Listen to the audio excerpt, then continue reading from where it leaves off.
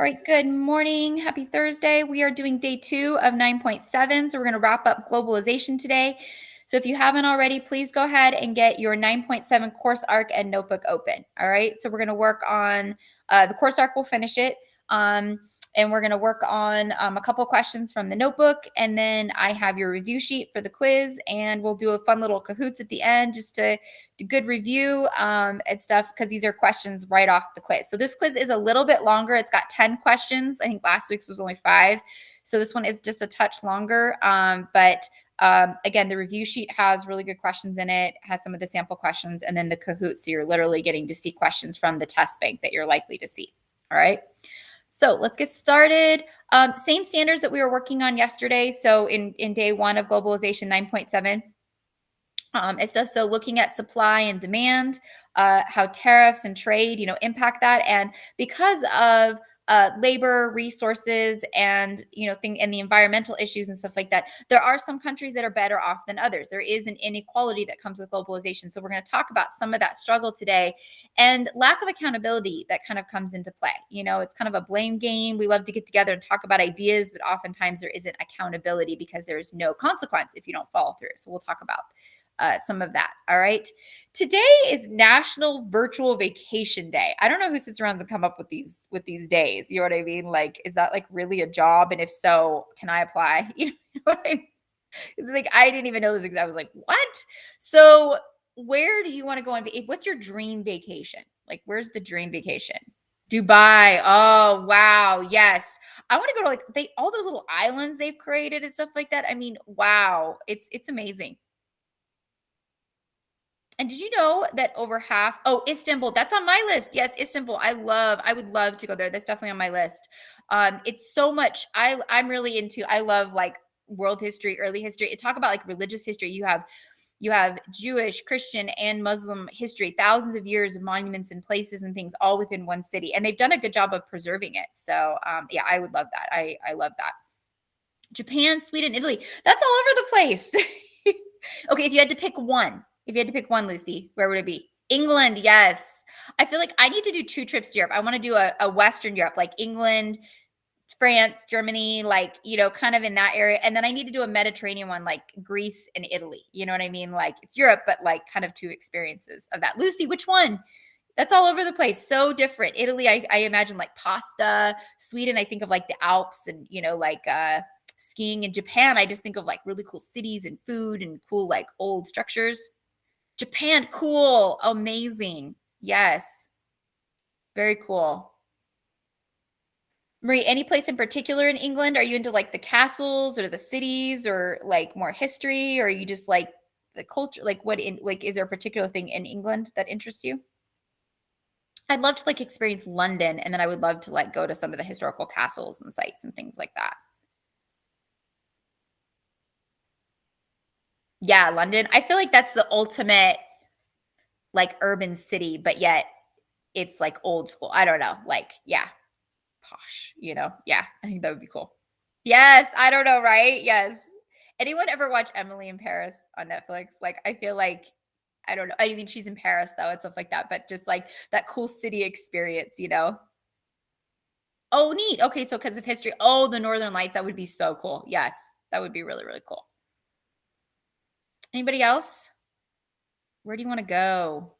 I really want to do a Southeast Asia trip. I think we're actually going to do it not next summer, the following. Once my youngest is like 8, because we have a lot of family in the Philippines. So I want to do like Philippines and Thailand. I would love to go to Malaysia. There's so many places to go in Southeast Asia. So that's like kind of number 1 on my list.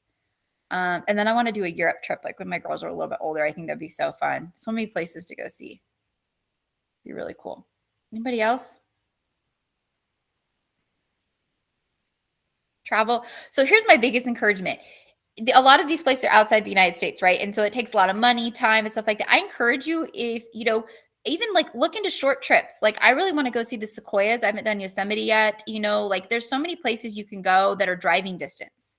It's stuff. Good morning, Miss Carter. Good morning, everyone. We're talking about today is National Virtual Vacation Day. Who comes up with these things? I have no idea. So we're just talking where would we like to take a vacation. So there's some good ones. There's some really good ones that people are talking about.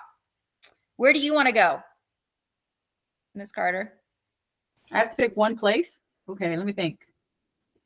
Well, you can't, if you had of all, like if you got to take one vacation. A beach on Mallorca, Spain. Ooh, all right, that's really specific. That's Yeah, straight or up.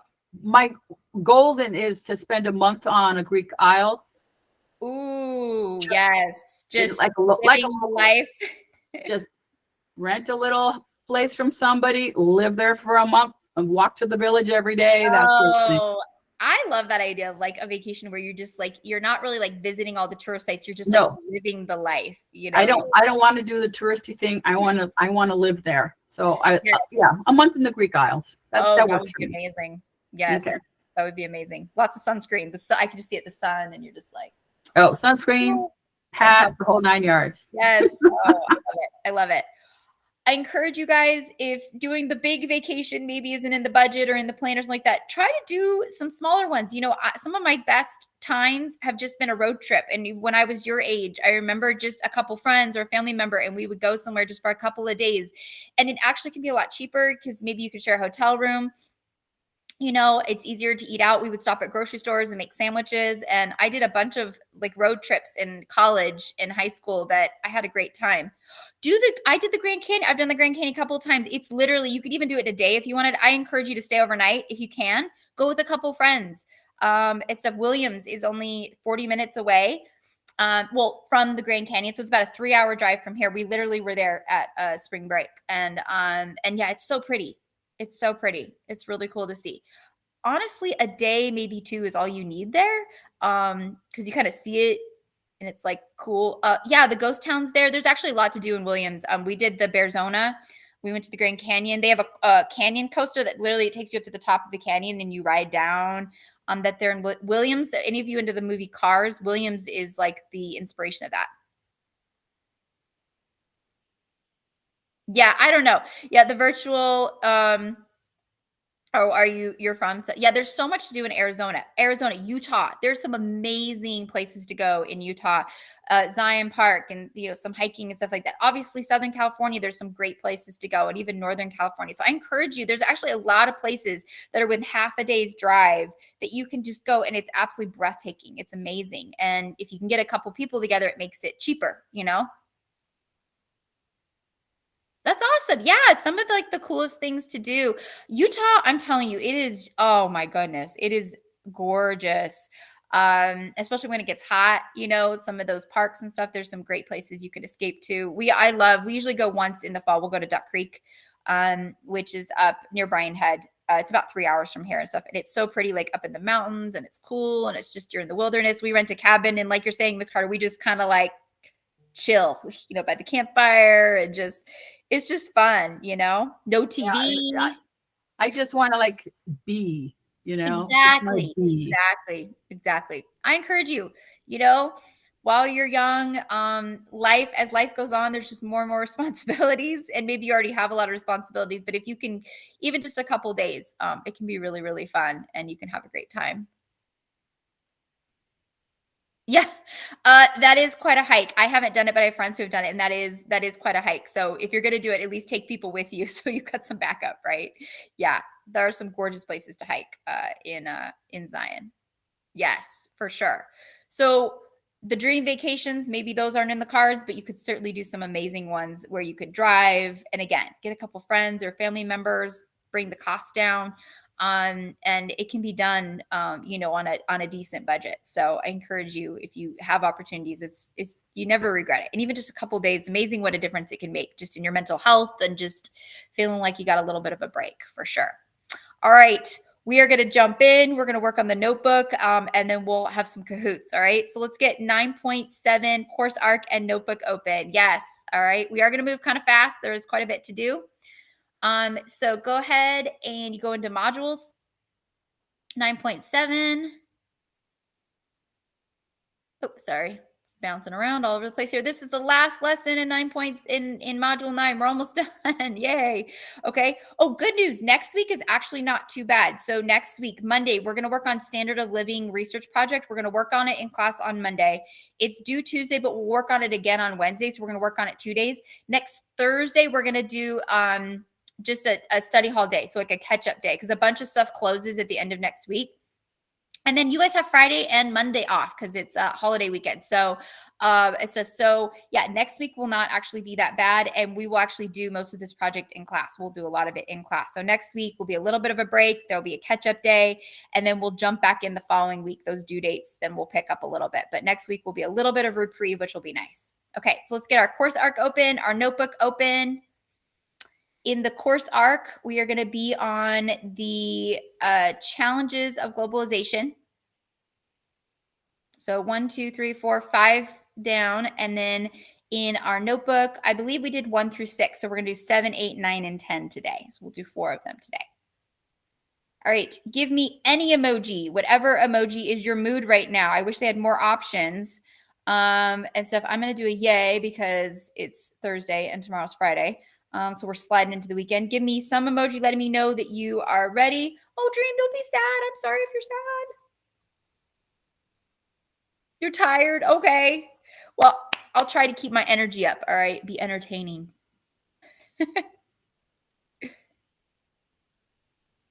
There are any sleeping ones? I know, right?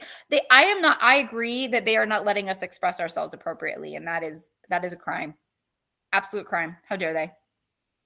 I wish they would. I think it would make class more fun. I think it'd be great, right? Yes, I know. Like students need to express themselves, then give them more opportunities to do that. For sure, right? I'd probably get better participation. All right, let's jump in. So, just to review yesterday, as you're getting these are open, we talked about some of the challenges of globalization. The positives we've kind of been talking about through trade specialization, that no one nation can be self-sufficient. But with this interconnectedness, unfortunately, it's like a domino effect. So when one country has a financial crisis, it's going to impact those we trade with. So financially, having our markets linked can be a negative. Okay. Another one that can be a negative are the multinational corporations. So they can be positive in that they can offer jobs, they can help expand. But for example, during the pandemic, think about the automobile industry. Part of the reason that the prices went up so much of automobiles is literally the chips. It's like the brain of the car weren't being manufactured. And so it caused this backup. So we have all these vehicles that are all assembled and you're just waiting for the final chip to put in. But China basically shut down a lot during, and a lot of countries did during the pandemic, and they couldn't get those chips. And so it created a shortage of vehicles. And this is because, again, a lot of times large corporations, automobile industry is a great example. They're getting resources from all over the place. So if one part of the chain falls apart, the rest are stuck. So globalization, this interdependence, sometimes if one link is not doing well, it can cause a problem. All right, now let's talk about migration. So we're going to focus on migration a little bit, okay? Now there's two types of migration. There's domestic and international. So domestic is when you migrate within your country. So for example, when we did the life of a t-shirt and we looked at Indonesia, right? The girl that went from the village into the city looking for a factory job so that she could help her family at least have a better quality of life, which wasn't much, but at least be able to feed themselves and pay off their debts and stuff. So we see a lot of domestic migration from rural areas, villages, and things like that going into the cities looking for more job opportunities, especially to try to help with poverty. Then the second type of immigration, so domestic is within your country, often from rural to the urban areas. Second type of migration is going to be international. So this is where you go from one country to another. Okay. Most of the time, this is going from less developed nations to developed nations. So most of the time, that immigration, not all the time, but most of the time, it's people coming from less developed nations looking or seeking better working opportunities, living opportunities in developed nations. Okay. With the international migration, we see a lot of what's called remittance, right? And we talked about this in our vocab words, which is when people go from a less developed nation to a developed nation, they seek employment, and then they send money back to their family or friends in that developing nation trying to help them survive. So we talked about examples maybe from the Philippines or from Latin South America, coming here and working and then sending money back. And this can happen in a lot of different scenarios, okay? So here's an example 2012 of monies that were going back to different nations. So India, about $67 billion a year are being sent back to India through remittance. So people who have migrated out of India to developed nations and then sending money back to their families in India. China, 57 billion. Okay, so leaving China for better job opportunities and sending money back to families. Philippines, about 24 billion, Mexico 23 billion, Nigeria 20 billion, Egypt 19 billion. Okay, so it's a lot of money that is going from these developed nations wherever they're going. So maybe Western Europe or Canada, United States, or things like that for better job opportunities, and then sending money back to try to help family that's still living in those circumstances. So our first question, looking at the remittance of Nigeria and Egypt, which country's economy is likely to benefit more, given that Nigeria has more than twice the population of Egypt? So when you look at this, they get almost the same. Okay, Nigeria and Egypt, but Nigeria has double the population. So that means that money isn't going as far because there's double the population. Egypt has half the population, but getting almost the same amount of money. They're going to benefit from that more individually, right? More money, less people. Okay, so it's going to be Egypt. So select that in your course arc. Okay. Two things that come from migration. We have a lot of remittance, like we're talking about people that migrate and then send money back to their families. That's called remittance. And then another thing that we see from migration is brain drain, right? And we talked about this a little bit. This is where the youngest, brightest, who kind of defy the odds within the less developed nation, maybe education or their natural ability, they're just really gifted, they will often migrate or leave the less developed nation for a developed nation for more opportunity, whether it be education or job or technological or advancements or ability to start companies. And the developed nations will benefit from them. And unfortunately, the less developed nation that they left won't gain the benefit of that. So let's watch this video really quick about migration and some of the positives come from it, some of the challenges that come with that, and kind of where the US is on this. Okay. The United States has more immigrants than any other nation. The United Nations defines immigrants as anyone living in a country other than where they were born, and nearly 50 million immigrants live here in the US, some of which came from places like Mexico over into the US. It's at the forefront of national debates and driving political discourse. But what do we know about immigration's effect on the actual economy? The United States is often referred to as a nation of immigrants, and it's no wonder. With 49.8 million immigrants, that's about equal to the entire populations of Australia, Ecuador, and Switzerland combined.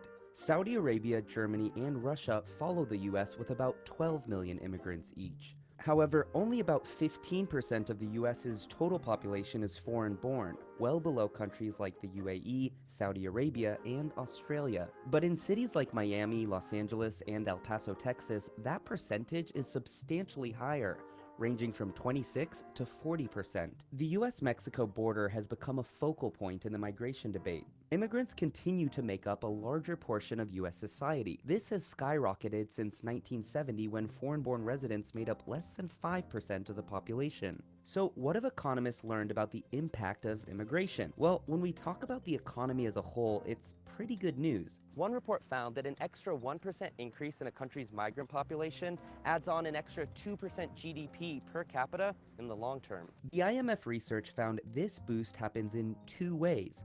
One, it impacts productivity per worker because migrant skills often complement the existing populations. Number two, it increases the percentage of working age people in a country because migrants tend to fall within this age bracket. That helps pay for things like Social Security. The IMF recently advised advanced economies like the US, the UK, and Japan to open up their borders to avoid being overwhelmed by their aging population. So with the largest immigrant population in the world, how is American business influenced by immigrants? 2/3 of US economic growth since 2011 has been directly attributed to migration. The same study found that US immigrants are 2 to 3 times more likely than US natives to do things like start a company, create a patented innovation, or even win an Academy Award or Nobel Prize. Researchers say this is because migration is a risk, meaning the type of person who chooses to migrate tends to be more entrepreneurial. That entrepreneurial spirit may be why migrants have started 30% of American businesses, despite only making up about 15% of the population. 40% of Fortune 500 companies were started by immigrants, and so were half of all unicorns. That's startups valued at more than $1 billion. Another study found 50 out of 91 unicorns have immigrant founders. Those 50 startups had a combined value of $248 billion. That's more than Finland's GDP. These unicorns employ an average of 1,200 people each. While these trends are impressive, they do skew toward higher skilled migrants. Contrary to popular belief though, the IMF found both high and low skilled migrants contribute to higher productivity. But if it's all such great news, then why is there so much backlash against immigrants? Well, while immigration helps an economy overall, those benefits aren't felt evenly across society. Many migrants face a language barrier, which can mean integration takes a while, but they are still able to contribute to a country's economy through fast-growing scientific and technical industries where they don't necessarily need to command as many communication skills. Lower skilled migrants, including a large portion of the roughly 11 million who came to the US illegally, also skew toward jobs that don't require communication. But there's one industry that pretty much relies on undocumented workers here in the US. More than half of all hired farmers are estimated to be undocumented. The sector has the highest share of unauthorized workers by a lot. Following farming is construction, where about 15% of its workers are undocumented. And overall, about 5% of the US workforce consists of undocumented immigrants. Overall, immigration's effects on American wages are very small, but it has pushed down wages in these industries, particularly farming and construction. The country's existing immigrants are most likely to be impacted by newer immigrants and lower wages. That's followed by American-born high school dropouts, where wages can fall between 2 and 5%. But some argue these are jobs native-born Americans don't want, and that lower wages are indirectly helping those people by helping local businesses succeed and then grow. A booming economy would mean native-born residents see more opportunities in better paid industries like sales and personal services, both of which require a command of the English language.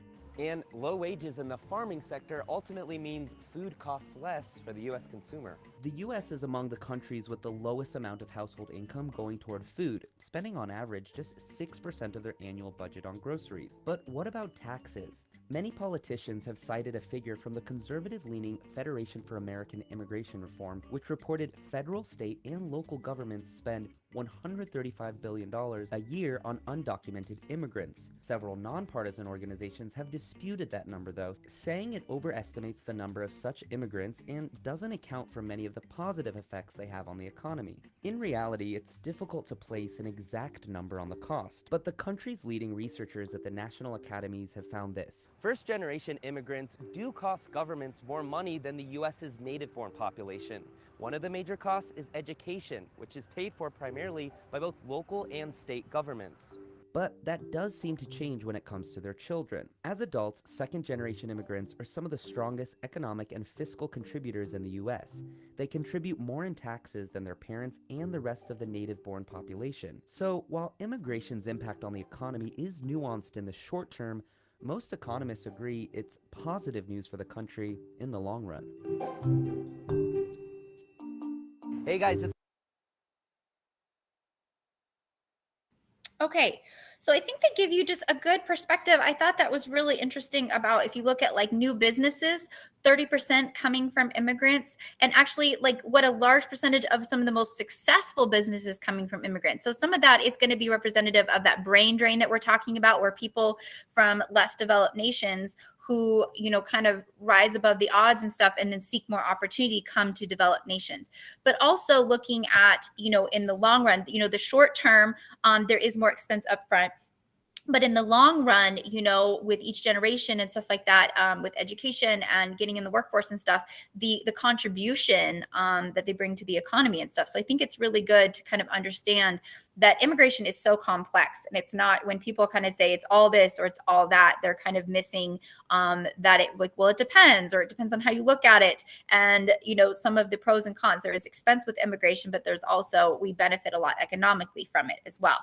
What a lot of people don't know, we welcome the most immigrants of any nation in the world every year. You know, we do. So wherever you stand on the immigration issue or how you feel about it, the reality is we do welcome, and it's not just by a little, it's by a lot. You know, tens of millions. So, and stuff. So, most countries are actually much more restrictive than we are with immigrant population, or getting into the country, or getting, you know, documents or things needed to work and exist within that country. So let's take a look at the the notebook, okay, and it says, why does rapid urbanization often bring an increase in crime and disease? So rapid urbanization is when people are moving from rural areas into the cities, and oftentimes a lot of migrants will go towards cities because there's more job opportunities, there's more resources and stuff, especially when you're new to a nation. So whether you're moving domestically or internationally, the urban centers seem to get hit the hardest. And so oftentimes this can happen a little bit too rapidly. So the problems that can happen, and the reason we see maybe higher crime rates or more poverty and stuff, is lack of housing, education, opportunity, and it's stuff. So when it happens so fast, the infrastructure can't keep up, the resources can't keep up, and stuff like that. So sometimes, so to speak, the system gets overloaded, and this does cause more stresses. There's not enough jobs. There aren't enough schools, or the schools are overwhelmed. There's not enough resources to meet those needs. They can't keep up with it's increasing faster than they can keep up. All right, let's keep going. We're going to go back into, that was number 7.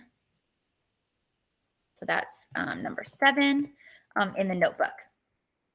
All right, let's go back into the course arc, and we're going to go to ongoing issues with globalization. So there are ongoing issues, inequality, unfair trade, developing nations making a profit while less developed nations kind of suffer the consequence, or at the expense of less developed nations. So how are we addressing this? Okay. So we see a lot of different international kind of organizations coming together. One of them is the G20. So a lot of the European Union, and then like China, South Korea, Russia, India, South Africa, Brazil, Mexico, United States, and Europe coming together and talking about these things. So for example, one of the big issues that's been on the forefront of sustainable development is our ocean life, right? Overfishing. How do we maintain our marine life, maintain our coral reefs and stuff, and not destroy them, but also get the resources that we need? So addressing, where are we seeing overfishing? Where are we doing well? Where do we need to cut back? And where do we still need to address this? So looking at this map, to check your understanding and mastery of content, select the answer. So which of the world's fishing ecosystem faces the greatest threat? So we can see here in like Alaska, kind of off the parts of northern Canada and United States and stuff like that, and in and around Australia and New Zealand, fishing, they're not overfishing. So they're doing a pretty good job of balancing what they're taking out with the marine life and making sure that they're keeping healthy populations. So there are some areas that have needed attention in and around Iceland, that east coast of the United States and west coast of the United States. So previously been overfished, but they're getting better at recovering, cutting back with restrictions and quotas to restore the marine life. Okay, where we're still seeing a lot of problems of overfishing is in and around the UK, Western Europe, into kind of Northern Europe, the Northern Sea. So where are we seeing the greatest threat? And that's going to be the Northern Sea. Okay. So the Northern Sea. So make sure you're following me in the course arc so we can get this done. So the biggest thing that we're trying to push right now with globalization is sustainable development. Our needs are only going to continue to increase because the world population is increasing, so we need to drill for oil. We have to grow agriculture. I know people don't want to hear this stuff, but it's the truth, right? So ignoring the truth doesn't help us, right? We need fossil fuels. We need agriculture. We need to build homes, so these things are needs, but how can we do it in a way where we are meeting the needs of our current population and growing population, but also doing it sustainably, that we leave something for the next generations? We aren't destroying our marine life, our forests and things like that. How can we do that? So this is the ongoing struggle. We have to meet needs. So just to say, well, we're never going to cut down a tree again, that's not practical. We're never going to drill for oil again, that's not practical. But how can we do it in a way where we are not doing it at the expense of the environment? How can we do it in a way where it can recover, or we're doing the least amount of damage? So we have to get working smarter in the way that we are doing things and being more aware of that. The problem that we face in a lot of this is there's a lack of international accountability. Believe it or not, the US actually has some of the strictest laws when it comes to emissions, factories, and drilling. It doesn't mean that we don't have more to do, but when you look at actually international standards, we actually have some of the highest standards compared to other countries. Okay, so let's take a look in our notebook. It says, leaders of some less developed countries claim that international trade and fiscal policy favor wealthy nations. Assuming that this is at least partially true, how do we think this situation came about? Why are developed nations in a position of making the rules? Less developed nations, it really comes down to money. Less developed nations, they do not have the the financial power that developed nations have, and a lot of that comes down to technology, the financial institutions and systems. So the developing nations, in a lot of ways, can ignore or minimize the influence that less developed nations have. So unfortunately, they kind of have leverage, and so they are able to take advantage of less developed nations, and that's the reality of it. And we are a part of that problem for sure. It's getting better, but it's still so much work to be done. Number 9, ongoing issues. Is the goal of sustainable development more attainable in developed nations or less developed nations? Explain. All right. So this is number 9. And the reality is that it's more attainable in developed nations. We have more technology, we have more regulation, and in some ways we have the comfort of doing it. We don't have as much poverty as a lot of less developed nations. So when you look at interceding, changing a lot of industries and stuff like that, it is in essence easier for developed nations to do it. Deforestation, what happens is that a lot of less developed nations are doing their best to keep up. And so when you're doing sustainable development, sometimes it does mean you have to adjust the way things are done. You don't have as much productivity as you adjust, and stuff. So that's more of a comfort that we have the ability to do, where less developed nations, they're trying to survive, they're trying to keep up, be competitive. And oftentimes it is at the expense of deforestation or pollution or emissions or things like that. Also, some of this comes with population. And stuff. So for example, the 2 countries that have the worst emissions are India and China. And a lot of that is production, and some of it is population. They have very high populations and a lot of production and stuff, and lack of regulation.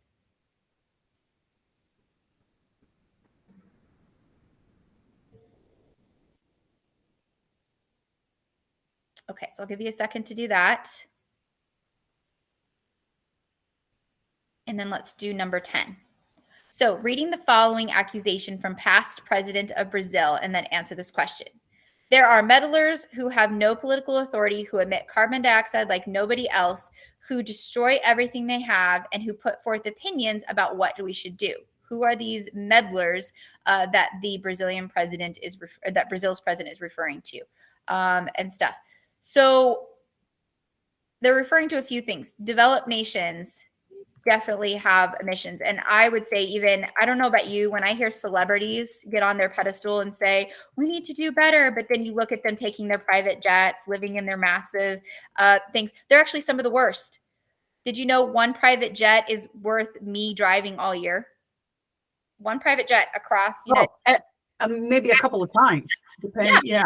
Yeah. Crazy. So I love how celebrities, especially in the US, they love to get up on their pedestal and be like, we need to do better, and everybody's not doing their part. And like, and a lot of the products that they try and sell, yes, are some of Balenciaga, Louis Vuitton, Nike, like some of the higher end brands actually are some of the worst when it comes to developing in less developed nations, child labor and things like that, like unethical practices.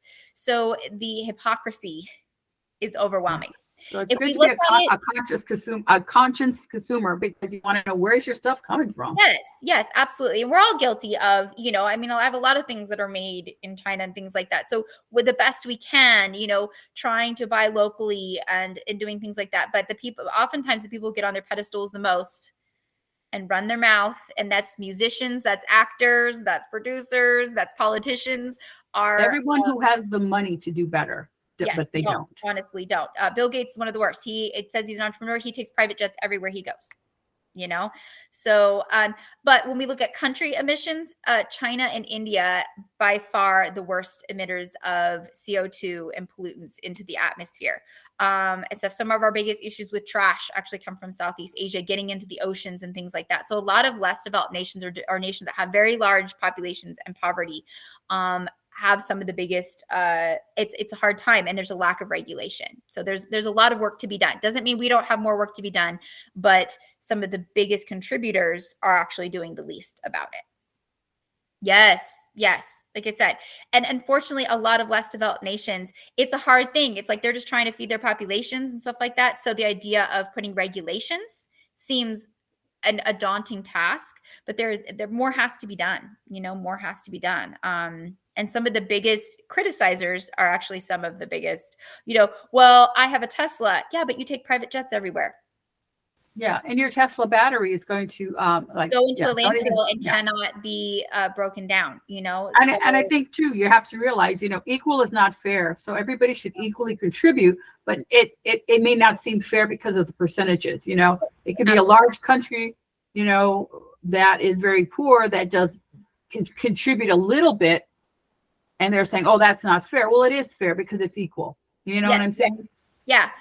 Well, and that's sometimes where, again, you have the debate of equity versus equality, and equality is opportunity and equity is guarantee of outcome. And you can't always guarantee outcome, So again, our ability to be more sustainable, we are in a place of privilege. So we have a better ability to be more sustainable versus, let's say, India. Poverty is very, very high. So it's going to be much harder to do that. So we can all still do things, but maybe we can't expect the exact same results. But more needs to be done. Oh yeah, walk the strip. Like I said, yeah, it's for sure. There's more work to be done. Okay, last question. We're going to do our Kahoots. I'm kind of rushing a little bit, but I want to, make sure I'm touching on everything and stuff. So to understand mastery, let's take a look at this. Which steps in the global supply chain would affect the fuel prices the most? So is it at the factory, the container, the port, shipping container, U.S. port, transport container, distribution, truck, or department store? And the reality is it's anything that is transport. So container, so train, shipping, train, and truck. So 2, 4, 6, 8. The things that actually use the fossil fuels the most for transportation are going to be the most affected in gas prices. So 2, 4, 6, 8. So go ahead and submit that. That's the last question in our course arc. So your course arc, you've completed it. You should have 100%. And then in your notebook, you just have 11 and 12 that you need to do, which you can get off those last 2 pages. Okay, so about a paragraph response and you'll be good. So let's jump over, and I have the link for the review sheet. So I'll give you that really quick. And this, again, can be used for your Kahoots when you're doing your quiz. It's got the key vocab. It's got key charts and things like that from the course arc and kind of key points from each section. And then also at the very bottom of it, it has some of those practice questions. So some of those essential questions or examples of questions off of the quiz. Okay, some additional ones. All right, let's get ready and let's do some Kahoots and have a little bit of fun. All right, we'll wrap up class today. Give it a second to load. So please participate. This is a great way to review. Again, nobody's getting called out and stuff like that. If you make the podium, we're going to celebrate you. But don't be worried about if you don't get it right or something like that. But participate because these are actual questions from the quiz. Okay, so if you want to take a picture of them with your phone when the right response comes up and stuff like that, that's totally fine because that can help you out. Awesome. I love seeing the avatars. They're so cute.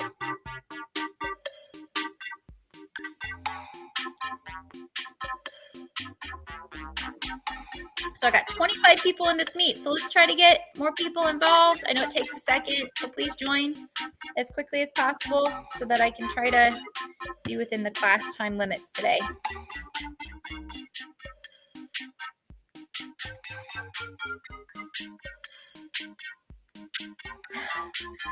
Is that pizza with a... Those are so funny looking. Cat with pizza or waffle on its head. Oh, the penguin's cute. Oh, yeah. Keep joining. I'm going to get started here in about 20 seconds.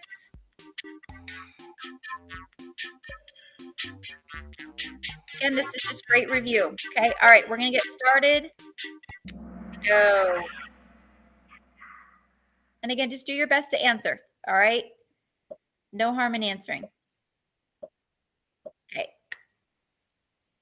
Which of these is an economic benefit? So something good that comes from tariffs on goods imported to the United States. So why would it be good to have tariffs or taxes on imports? The price of goods in the United States will decrease. The United States businesses will attract more imports from other nations. The United States businesses will have less competition from foreign companies. or competition among producers in the United States will remain the same. So what's a benefit that comes from having tariffs? So taxes on goods.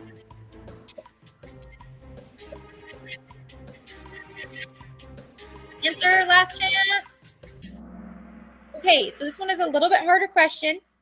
But this is, again, a good opportunity to take a picture, make note of this, okay? So it's United States businesses will have less competition. So if there's taxes on foreign goods coming in, that means less foreign goods will come in, which means there'll be less competition for the U.S. businesses. If there's lots of imports coming in, that's more competition, right? If there's a tax on imports, that discourages imports, so less imports coming in, which means less competition for the U.S. businesses, okay? So it's going to be that one, less competition for U.S. businesses. All right, let's see who's going to be on our podium. Javi Coes, very good. All right, let's keep going. Which of these best explains why the United States might place tariffs on imports? So why would we put a tax on imports? So why might we do that? To increase the variety of products that are available in the United States, to promote trade between the United States and other countries, to encourage consumers in the United States to buy American products, or to cause the price of goods in the United States to decrease. So why might we want to have tariffs on imports? So take a guess. You got about 5 seconds. Again, do your best. All right, good. Over half of us got it. This is good. All right, or about half of us got it. Good job. So to encourage consumers in the United States to buy American products. So again, it kind of builds off the first question. If there are tariffs on imports, that is going to raise the price of the foreign goods, and it will encourage people to buy more locally. Obviously, in any economy, you want to put local businesses before international businesses or foreign businesses. Not that we don't like foreign businesses, but you got to look out for your own, right? And if you're not succeeding locally, that, you have to, every country has to kind of put themselves first. That's just survival. Okay. So it does encourage us to turn to more U.S. consumer goods than international. Okay. And have them hopefully more as a backup or to help with pricing. All right. So Coes, I'm not sure how you want to say it. Awesome job, Lucy, Kavi, Ruby, Marie. So it's a tight race. All right, here we go. In the global economy, companies may move parts of their operation to other countries. This is known as what? So this is a vocab question. Is that franchising, foreign portfolio investing, telemarketing, or offshoring? So we talked about this a few times. All right, this is one of your vocab words. So what does that called when you move a job outside of your country to another country? Maybe because it's cheaper or more readability, or you need more labor. A lot of different reasons. Okay, good. Yes, that's offshoring. Okay, so offshoring is when global economy companies move part of their operations to other countries. Okay, so maybe it might be the factory jobs or supply jobs or assembly. We saw that like with t-shirt or automobile industry. That's really common. Okay. All right. Coes, you are leader. Lucy, not far behind. Coffee, Ruby, Elliot. All right, let's keep going. Nice job, everybody. 2 more questions. Which of the following statements about globalization is correct? So this is kind of a big picture question, okay? Globalization has been around for a long time, but is faster and more widespread now. Globalization started in the 20th century, so 1900s. The more of the world is much more globalized centuries ago than it is now, or nothing about globalization is new. It is the same as it's been for centuries. So which of these is true or correct? About 5 seconds, so take your best guess. Right. Yes. Good. Most of us got it. Okay. That is globalization has been around for a long time. And remember, I said it went all the way back to the Romans and the Han Dynasty. So Romans in the Middle East and Eastern or Western Europe, and the Han Dynasty in China. They connected through the Silk Road trade for the first time. And it's been going on since then. So Silk Road and through Indian Ocean trade and through the Middle Ages and stuff, we saw that pick up. Obviously, it's much faster now because of communication, travel, the internet, and better technology. But it's been around for thousands of years.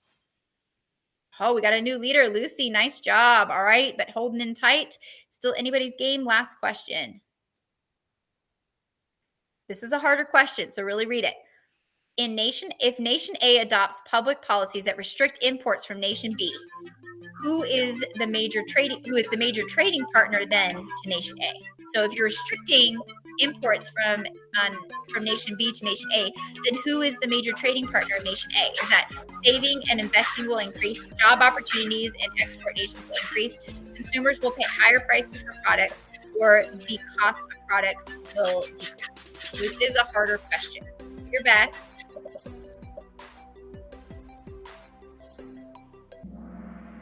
Okay. It is. Oh, we were kind of tied across the board here. Okay, so it is consumers will pay higher prices for products. So the reality is, if you have restrictions on somebody you're in, so let's say we had a lot of restrictions with Canada, so we're not getting a lot of resources from Canada. The reality of that, who is a major trading partner in Nation A, the result is that we will pay higher prices for products because we're not getting as many, or will be more limited. So it'll cost the price of those products to go up.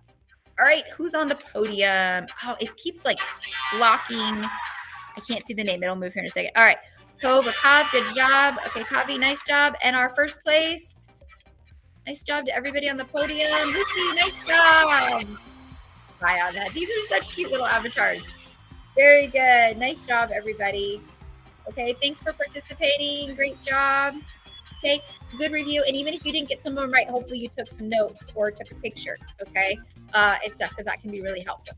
Okay, let's wrap up class for the day. Let me close some of these out. There, now I can talk. The music gets a little loud. Okay, so before I let you go, just really quick, for tomorrow, 9.7 is due. So course arc should be done. We got that done. Notebook, you just have 11 and 12 left. So 2 questions, and then you need to do the quiz. Okay, the review sheet, I gave it to you there in the chat. It will also be on the announcement, and it's on the live session page. Okay, I'm available all morning tomorrow. Come see me if you need anything. And again, that's always in the announcement. If not, I will see you on Monday. All right, have a wonderful weekend. Thank you for participating. Congrats to those that made the podium. Please continue to get your work in. All right, don't let this stuff get away from you. So get caught up. All right, have a great day, and I will see you on Monday, unless you come to Bye, everyone. See you later.